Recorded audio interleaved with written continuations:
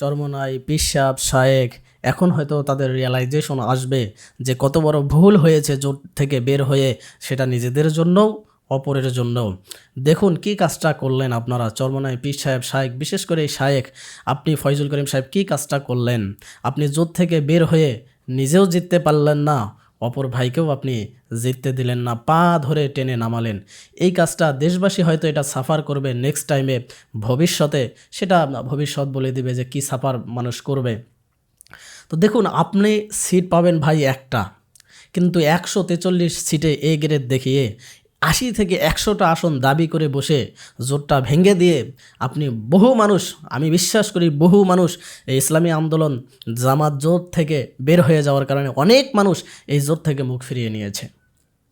আজকে ধরুন একসঙ্গে যদি থাকতেন, যদি সরকার গঠন করতে নাও পারতেন, সরকার গঠন করতে যদি নাও পারতেন, তারপরেও তো আপনারা হয়তো বা এমন সংখ্যক আসন পেয়ে যেতেন যাতে করে বিএনপি এতগুলো আসন পেয়ে হয়তো তারা সরকার গঠন করতো না এবং সিদ্ধান্ত নিতে বেকায়দায় পড়তে হতো, এককভাবে সিদ্ধান্ত নিতেন না।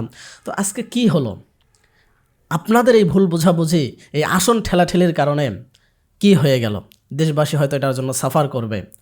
তো কাজেই এখন রিয়েলাইজেশন আসছে, এখন রিয়েলাইজেশন এসে তো আর কোনো লাভ নাই, যা ভুল হওয়ার হয়ে গিয়েছে।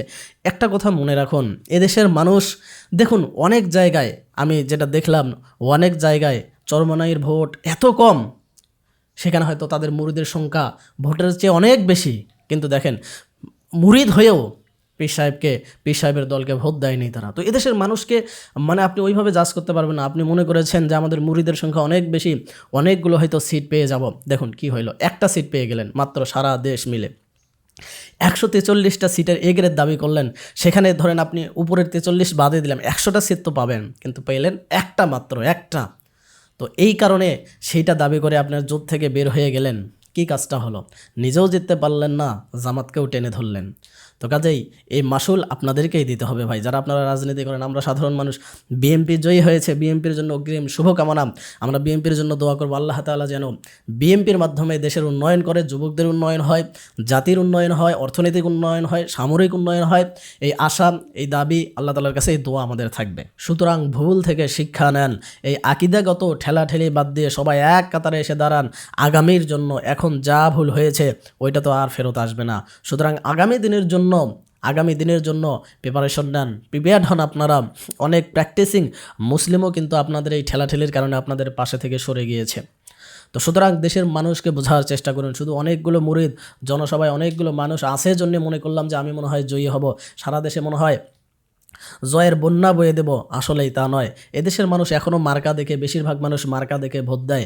আপনি বিশ্বাস করেন, এখনও যদি নৌকার কোনো প্রার্থী থাকতো, বহু মানুষ নৌকাকেই ভোট দিত। কারণ মানুষ ধানের শীষ, নৌকা, এই দুইটা মার্কাকে ভোট দিয়ে মানুষ হয়ে গেছে অভ্যস্ত। তো কাজেই আপনাদের জনসভার অনেক মানুষও আপনাদেরকে ভোট দেয় নাই।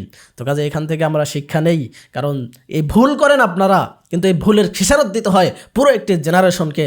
সুতরাং ভুল থেকে শিক্ষা নেন, আগামী দিনের জন্য সবাই এক কাতারে এসে দাঁড়ান।